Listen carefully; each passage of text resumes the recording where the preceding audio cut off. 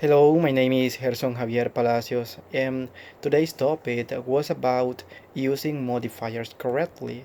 So today I learned that we can use adjectives and adverbs in order to show the degree of comparison in English grammar.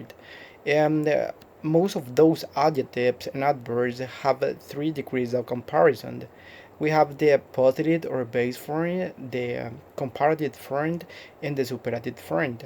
But basically, the positive form of a modifier that cannot be used to make a comparison, but we can use the comparative and the superlative form to do it.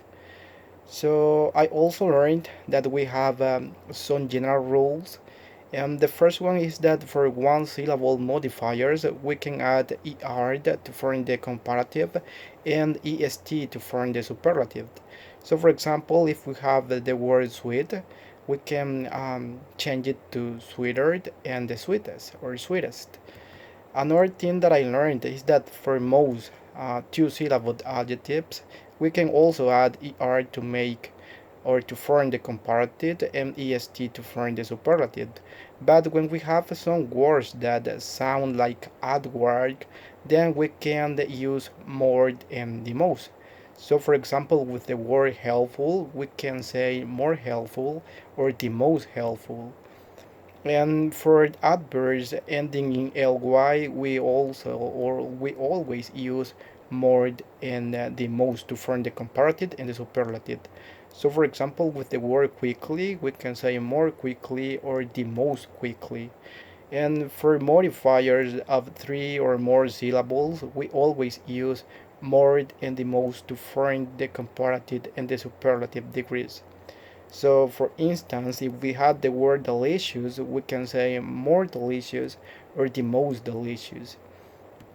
And I also learned that we can use less and least as the opposite of more and the most. And another thing to highlight is that it is not correct to use double comparatives when especially when writing because we sound like very repetitive and that's not correct. And another thing that I learned is that sometimes we use incomplete comparisons. So for example, with the word other or else that are usually placed at the end of a sentence, we sometimes omit them, but we have to extend those sentences in order to give or convey the complete idea.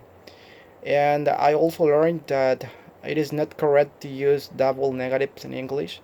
So if we have or if we want to express a negative idea, we only need to use one negative word.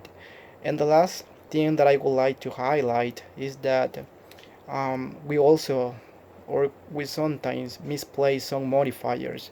And what I learned today is that when we don't place those modifiers in the right or correct position or place, then the message that we want to convey can totally change and we can make ourselves misunderstood.